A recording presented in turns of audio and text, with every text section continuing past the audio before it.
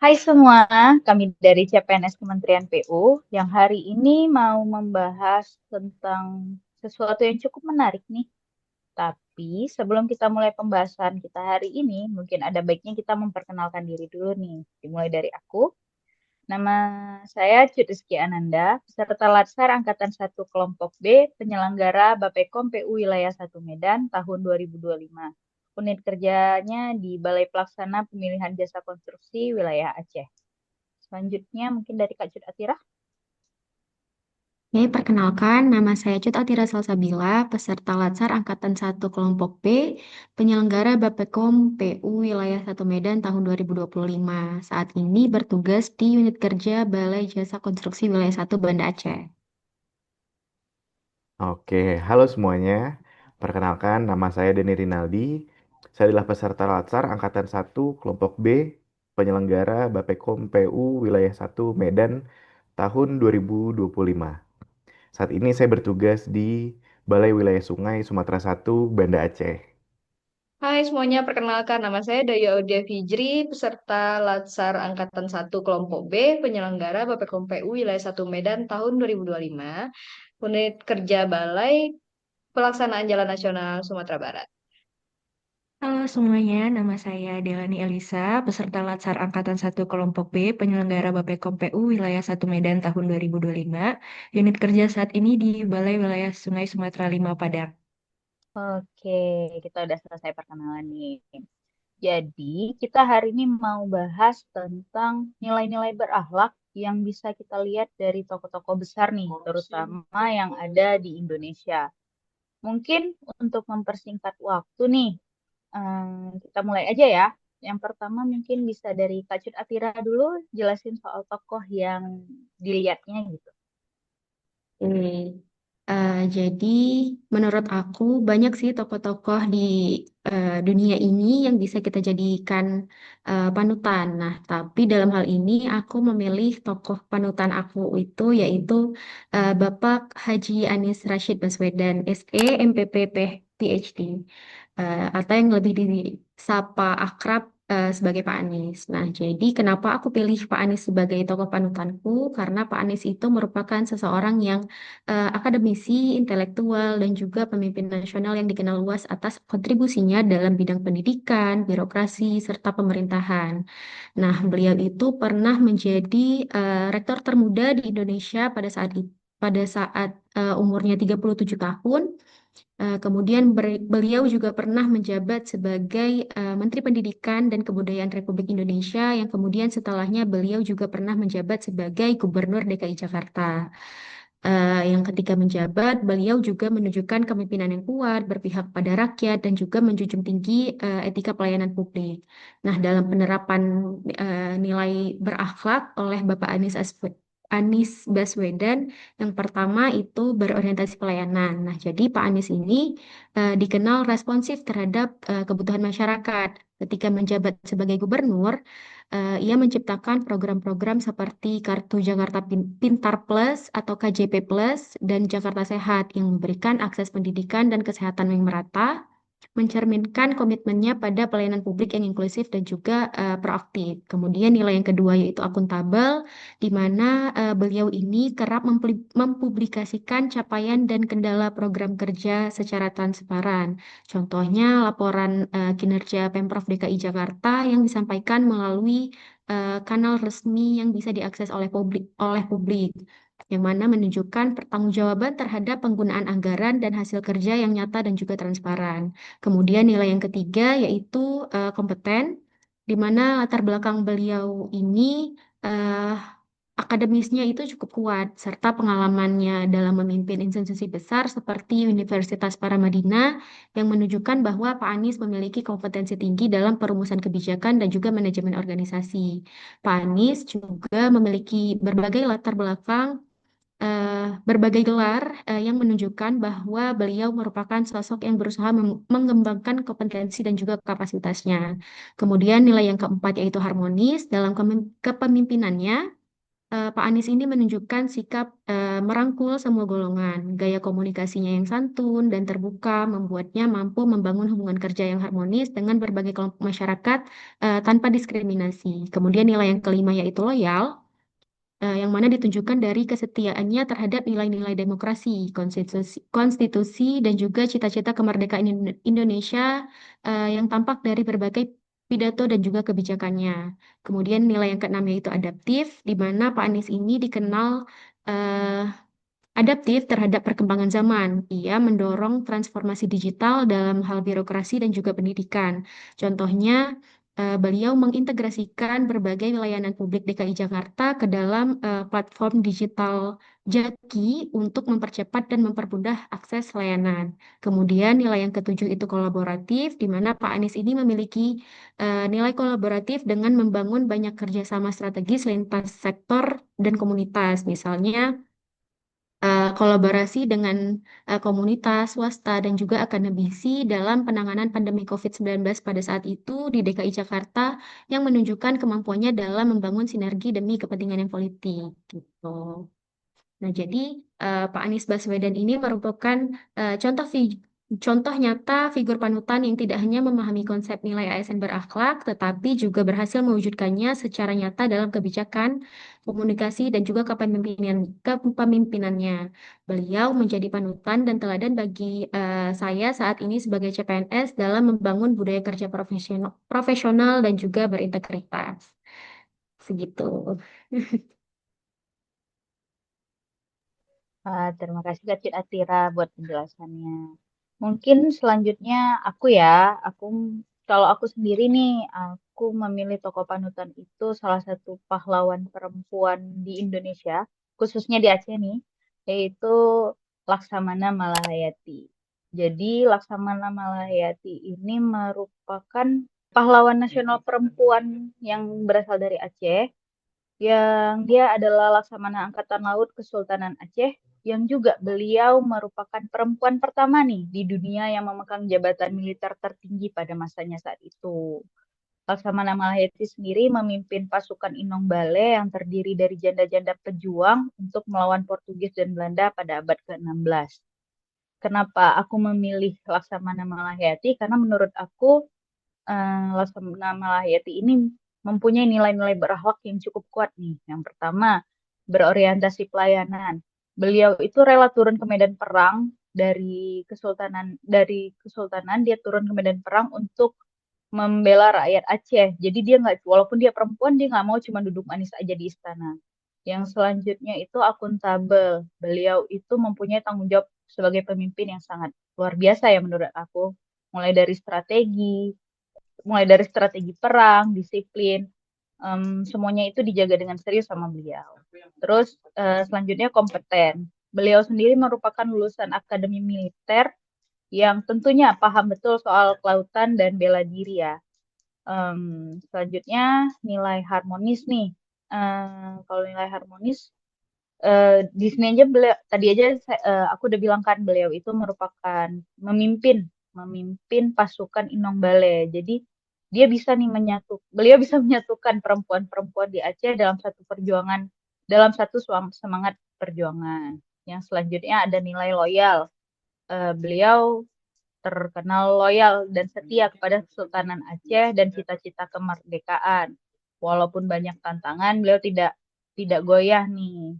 Yang selanjutnya itu ada nilai adaptif.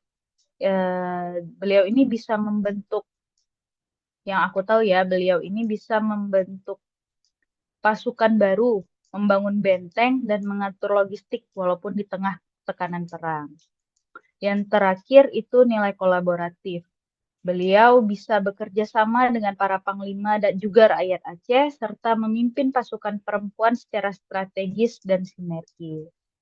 Nah, sebagai ASN masa kini, tentunya kita bisa nih meneladani semangat dan sifat-sifat beliau, mulai dari menjalankan tugas dengan keahlian dan ketegasan, setia kepada bangsa dan negara, memimpin dengan integritas, siap menghadapi perubahan, atau ikut membangun kekuatan bersama. Nah, Laksamana Malahayati ini bukti nyata bahwa pengabdian nggak kenal gender nih. Kita sebagai perempuan pun bisa mengabdi eh, bagi negara kita. Keberanian, integritas, juga semangat melayani merupakan kunci utama dalam pengabdian itu sendiri. Mungkin selanjutnya Kak Dayu ya? Kak Bang Dani dulu ya? Iya, oke. Bang Dani Nah, dulu. eh, tadi menarik banget ya dari pahlawan Aceh. Nah, kalau aku sendiri, eh, tokoh panutan aku adalah mantan presiden keempat kita, Bapak Kiai Haji Abdurrahman Wahid atau yang biasa dikenal Gus Dur. Nah, kenapa aku pilih Gus Dur sebagai tokoh panutan? Karena yang pertama, Gus Dur ini banyak mencerminkan nilai-nilai berakhlak di masa kepemimpinannya ataupun di kehidupan sehari-hari. Nah, kalau dari nilai berakhlak yang pertama, berorientasi pelayanan, eh, Gus Dur tuh berkomitmen kuat buat melindungi hak-hak masyarakat, terutama biasanya kaum-kaum marginal atau yang tersisihkan kayak gitu. Jadi kayak dulu ada etnis Tionghoa yang cukup dikesampingkan kayak gitu, ataupun komunitas disabilitas atau kelompok agama-agama tertentu. Nah, itu Gus Dur yang akhirnya bikin kebijakan buat penghapusan larangan budaya Tionghoa. Terus juga Gus Dur menetapkan Imlek sebagai hari libur nasional. Nah, itu adalah salah satu bukti nyata bahwa Gus Dur tuh melakukan berorientasi pada pelayanan, bukan hanya ke kaum mayoritas, tapi juga ke kaum-kaum minoritas kayak gitu. Nah, terus yang kedua tuh akuntabel. eh, Gus Dur ini terkenal nggak pernah takut buat menyuarakan kebenaran gitu. Bahkan ketika dia harus berhadapan sama kekuasaan atau tekanan-tekanan politik, Gus Dur tuh nggak pernah mundur gitu loh. Dan selama masa jabatan sebagai presiden, Gus Dur tuh banyak mengambil keputusan-keputusan tuh yang cukup di luar apa ya, yang nggak biasa lah kayak gitu. Karena bagi Gus Dur tuh tanggung jawab moral jauh lebih besar dibandingkan sekadar mempertahankan jabatan. Jadi Gus Dur juga nggak akan takut gitu loh. Untuk nilai kompeten, Gus Dur juga salah satu sosok yang sangat berkompeten. Bahkan bukan cuma di bidang agama, karena emang Gus Dur ini salah satu pendiri NU.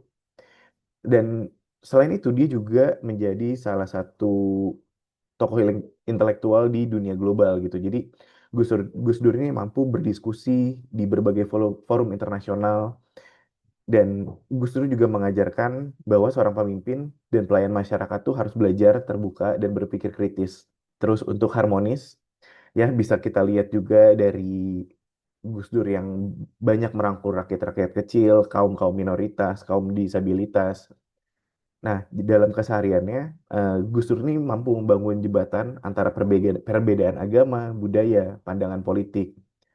Jadi, itu semua disatukan sama Gus Dur. Jadi, dan Gus Dur mempunyai apa ya, mempunyai karakter yang sejuk, jenaka atau humoris, terus juga terbuka. Nah, itu yang akhirnya bisa menyatukan perbedaan-perbedaan itu semua. Nah, itu salah satu nilai harmonis yang aku lihat dari Gus Dur. Terus loyalitas, yang nggak perlu diragukan lagi ya kalau buat Gus Dur, dia eh, sebagai pendiri NU juga, dia sebagai presiden juga, dan menurut dia kepentingan bangsa dan bernegara adalah yang paling penting dibandingkan segalanya. Dia nggak takut untuk dilengsarkan, dia nggak takut eh, dengan kekuasaan-kekuasaan kayak gitu. Terus adaptif, Gus Dur juga seseorang yang sangat adaptif. Dia itu nggak nggak melulu terpaku sama cara-cara lama, tapi dia ngelihat bahwa modernitas dan nilai-nilai tradisi itu bisa saling melengkapi gitu, saling mengisi. Jadi eh, dia menjembatani lah kaum muda, kaum tradisional itu dijembatani sama Gus Dur supaya bisa beradaptasi dengan dunia-dunia modern kayak gitu.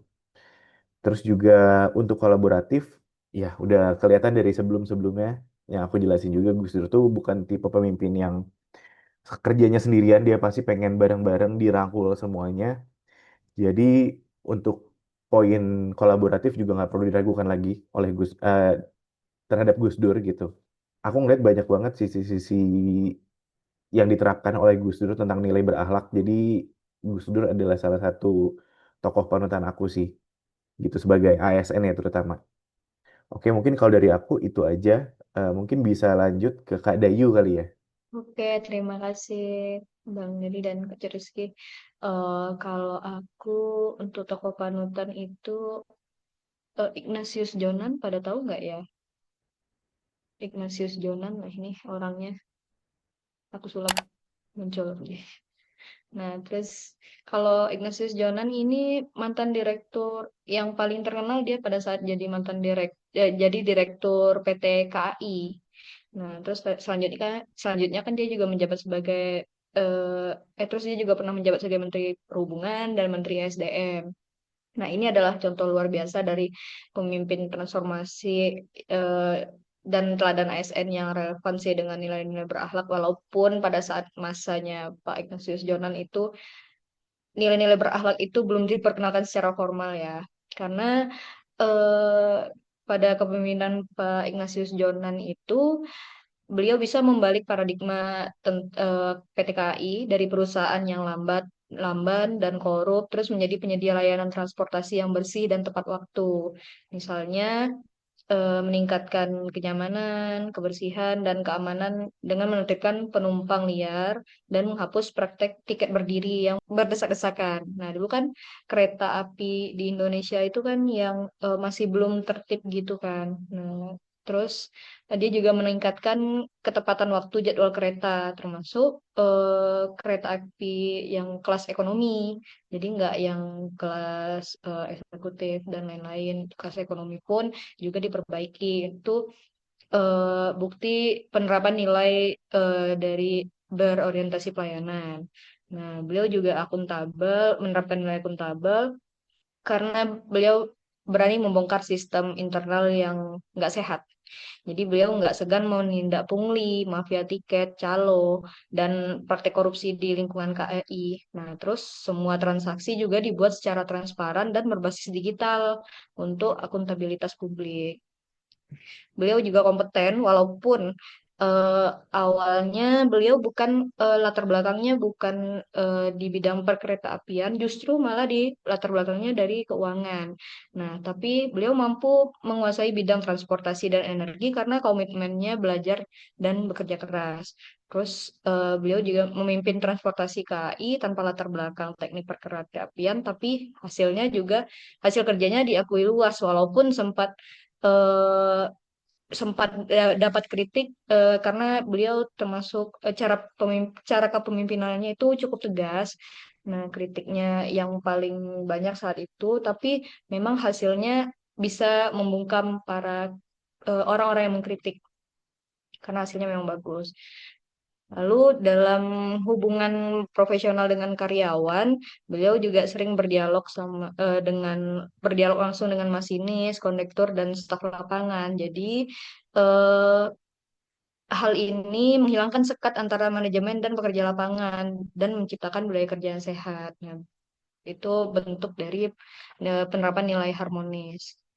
Nah, kalau untuk loyalnya nggak perlu diragukan lagi lah karena bisa merombak habis-habisan manajemen dari PT KAI dari yang awalnya sangat buruk, dari awalnya rugi, lalu bisa memperoleh keuntungan melebihi dari target. Jadi beliau juga mengabdi pada negara dan masyarakat dengan penuh dedikasi, meskipun berasal dari kalangan profesional dan bukan PNS. Dan beliau juga menolak politik dan fokus pada tugas pemerintahan serta pelayanan publik. Untuk penerapan nilai adaptifnya, beliau memimpin digitalisasi sistem perkeretaapian dan penjualan tiket. Nah, ini nih yang inovasi yang paling revolusioner saat itu karena adanya peluncuran sistem booking online dan boarding pass di stasiun. Dan yang pada masanya itu untuk tiket kereta api masih di booking secara konvensional.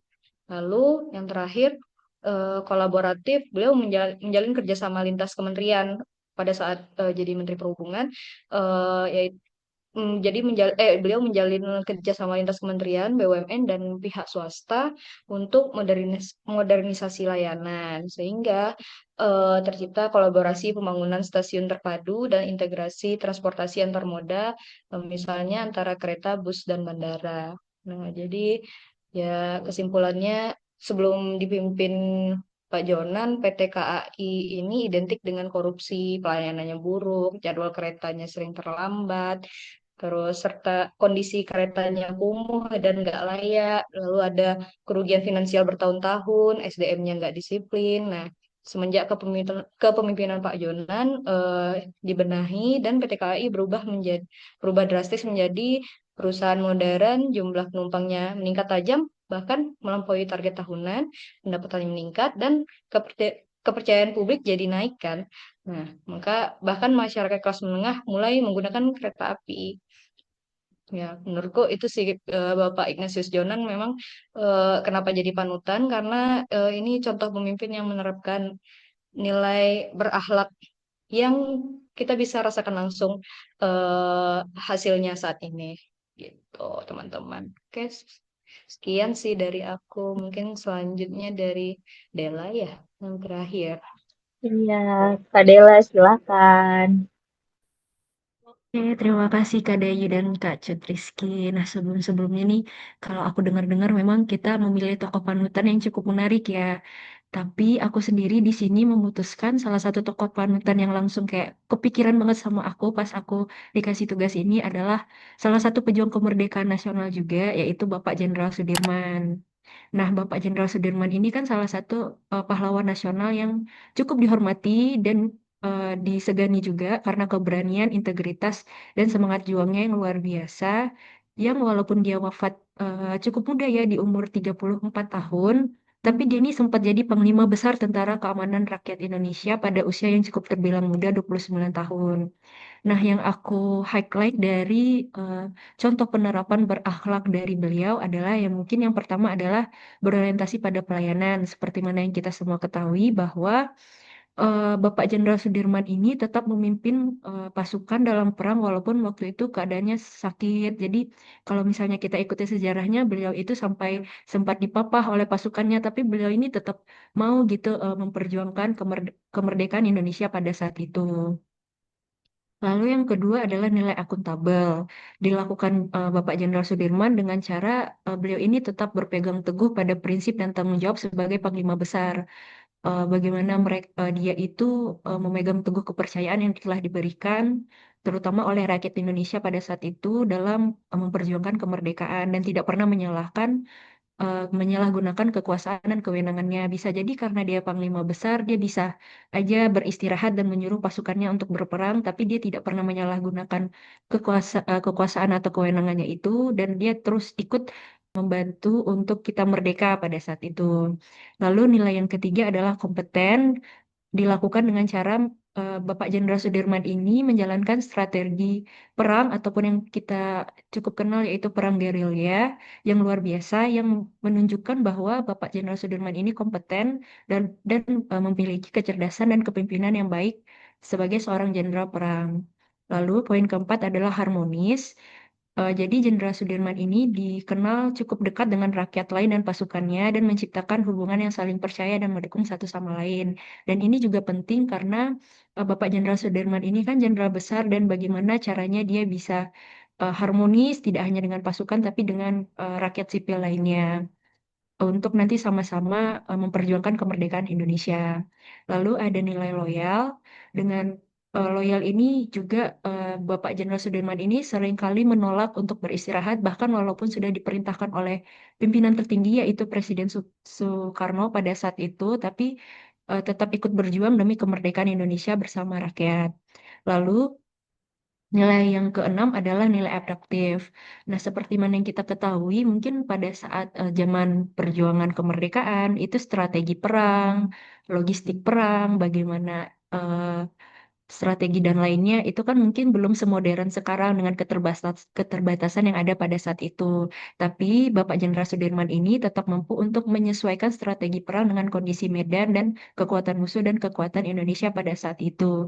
Dan terbukti juga Jenderal Sudirman bersama rakyat Indonesia pada saat itu sering menang melawan Belanda, sehingga cukup ditakuti oleh tentara-tentara Belanda pada saat itu. Dan yang terakhir adalah kolaboratif dilakukan oleh Jenderal Sudirman dengan cara bekerja sama dengan berbagai elemen perjuangan kemerdekaan, termasuk rakyat sipil dan pasukan TNI. Nah, jadi aku tuh menilai bahwa Bapak Jenderal Sudirman ini adalah simbol keberanian, kesetiaan, dan semangat juang yang sangat relevan untuk generasi muda saat ini, terutama dalam menghadapi tantangan zaman, menjaga integritas dan berkontribusi untuk bangsa. Dan dari nilai berakhlak yang tadi aku sempat sebut dan jelaskan bahwa ini tuh cukup cukup baik untuk kita teladani saat ini sebagai ASN. Kalau menurut aku udah cukup ya. Mungkin nanti kalau misalnya kita mau ada bahas-bahas lagi mungkin setelah ini ya Kak. Kita dikembalikan ke Kak Cut Rizky.